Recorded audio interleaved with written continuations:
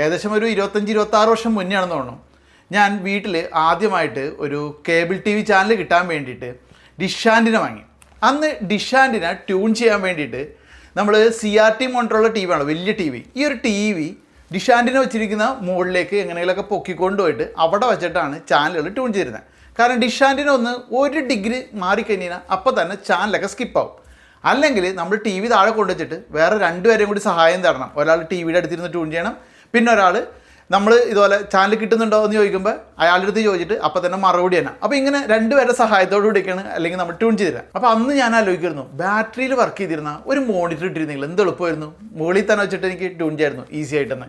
ഇപ്പോൾ നമുക്ക് പവർ ബാങ്കിൽ കണക്ട് ചെയ്ത് ഉപയോഗിക്കാൻ പറ്റുന്ന അത്തരത്തിലുള്ള മോണിറ്ററുകളൊക്കെ ലഭ്യമാണ്. ഇതിപ്പോൾ സെബ്രോണിക്സ് ഈ അടുത്ത് പുറത്തിറക്കിയിട്ടുള്ള പിക്സിഗോ A16s എന്ന് പറയുന്ന മറ്റൊരു മോഡലാണ്. അപ്പോൾ ഇതിൻ്റെയൊക്കെ പ്രത്യേകത എന്ന് വെച്ച് കഴിഞ്ഞാൽ നമുക്ക് നമ്മുടെ മൊബൈലിൽ നിന്ന് C ടൈപ്പ് കേബിൾ ഉപയോഗിച്ചിട്ട് അല്ലെങ്കിൽ മറ്റേതെങ്കിലും ഒരു ഡിവൈസിൽ നിന്ന് HDMI കേബിൾ ഉപയോഗിച്ചിട്ട്, അതിപ്പോൾ DSLR ആയിക്കോട്ടെ അല്ലെങ്കിൽ PC ആയിക്കോട്ടെ, ഇതിൽ നിന്നൊക്കെ നമുക്ക് ഇതുപോലെ ഈ ഒരു പോർട്ടബിൾ സ്ക്രീനിൽ നമുക്ക് വിഷ്വലുകൾ കാണാൻ പറ്റും. അപ്പോൾ ജസ്റ്റ് നമുക്ക് ഈ ഒരു വീഡിയോയിലോട്ട് പരിചയപ്പെട്ടിരിക്കാം. എല്ലാവർക്കും ഇതൊന്നും ആവശ്യം വരില്ല, വളരെ അപൂർവം ആൾക്കാർക്ക് ഇതൊക്കെ ആവശ്യം വരുള്ളൂ.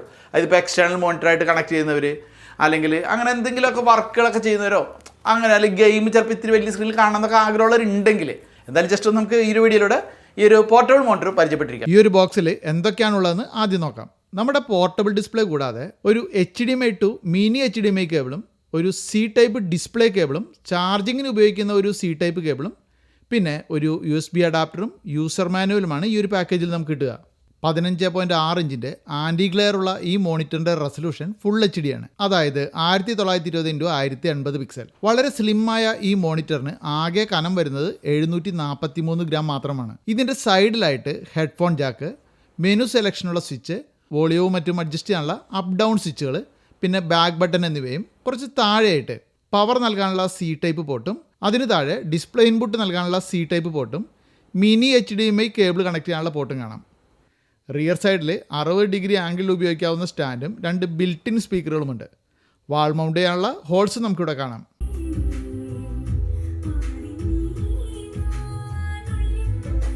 C ടൈപ്പ് കേബിൾ ഉപയോഗിച്ച് ഡിസ്പ്ലേ ഔട്ട് സപ്പോർട്ട് ചെയ്യുന്ന മൊബൈലുകളിൽ നിന്നുള്ള വിഷ്വലുകൾ ഇതുപോലെ വലുതായി കാണാനും ലാപ്ടോപ്പുകളിലൊക്കെ എക്സ്റ്റൻഡഡ് ഡിസ്പ്ലേ ആയിട്ട് നമുക്കിത് ഉപയോഗിക്കാം. 250 നിറ്റ്സ് ബ്രൈറ്റ്നസ് ഉണ്ട്. മെനു സെലക്ട് ചെയ്യുമ്പോൾ നമ്മൾ ഇങ്ങനെ ആയിരിക്കും കാണുക. ഇവിടെ HDR, ക്രോസ് ഹെയർ തുടങ്ങിയ ഫംഗ്ഷനുകളൊക്കെ ഓണും ഓഫ് ആക്കാനുള്ള ഓപ്ഷൻ ഉണ്ട്. അപ്പോൾ ഈ ഒരു ഡിസ്പ്ലേക്ക് വില വരുന്നത് 8000 രൂപയാണ്. എന്നെപ്പോലെ ഒരാൾക്ക് വളരെ യൂസ്ഫുൾ ആയിട്ടുള്ളൊരു ഗാഡ്ജറ്റാണ് ഈ പോർട്ടബിൾ മോണിറ്റർ എന്ന് പറയുന്നത്. നിങ്ങളെ സംബന്ധിച്ച് ആവശ്യം വരുമോ എന്ന് എനിക്കറിയില്ല. ഓരോരുത്തരുടെയും വർക്ക് അല്ലെങ്കിൽ അവരുടെ ആവശ്യങ്ങളനുസരിച്ചിട്ട് അത് വ്യത്യാസം വരും. അപ്പോൾ എനിക്കൊക്കെ ആണെങ്കിൽ ചിലപ്പോൾ വേണമെങ്കിൽ സ്ക്രിപ്റ്റ് റീഡിങ്ങിനൊക്കെ വലിയ സ്ക്രീനിലൊക്കെ സ്ക്രിപ്റ്റ് കണ്ടൊക്കെ വായിക്കാനൊക്കെ ഇത് ഉപയോഗിക്കാം. പിന്നെ ഇതിലെനിക്ക് ആകെ ഒരു കുറവായിട്ട് തോന്നിയെന്ന് പറഞ്ഞു കഴിഞ്ഞാൽ ഇതിൽ ടച്ച് ഇല്ല എന്നാണ്. ആ ടച്ചും കൂടി ഉണ്ടെങ്കിൽ വളരെ പെർഫെക്റ്റ് ആയനെ. മൊബൈലിലുള്ള ഇത് ആപ്ലിക്കേഷൻ അപ്പോൾ നമുക്ക് ടച്ചിലും വർക്ക് ചെയ്യിക്കായിരുന്നല്ലോ അങ്ങനെ. അപ്പോൾ എന്തായാലും സംഭവം കൊള്ളാം. അപ്പോൾ ഇത്തരത്തിലുള്ള മോണിറ്റർ നിങ്ങൾ ഉപയോഗിക്കുന്നുണ്ട് ആരെങ്കിലും ഉണ്ടെങ്കിൽ ആ മോഡൽ അല്ലെങ്കിൽ നിങ്ങളുടെ ഉപയോഗം എന്താണ്, അല്ലെങ്കിൽ ഇത് കിട്ടിയാൽ നിങ്ങളെങ്ങനെ ഉപയോഗിക്കും, അതായത് നിങ്ങളുടെ എന്താവശ്യത്തിന് നിങ്ങളിത് ഉപയോഗിക്കും, അതൊക്കെ ഒന്ന് എന്തായാലും ഈ ഒരു വീഡിയോക്ക് താഴെ കമൻറ്റ് ആയിട്ടിടുക. അപ്പോൾ മറ്റൊരു വീഡിയോയിൽ നമുക്ക് വീണ്ടും കാണാം.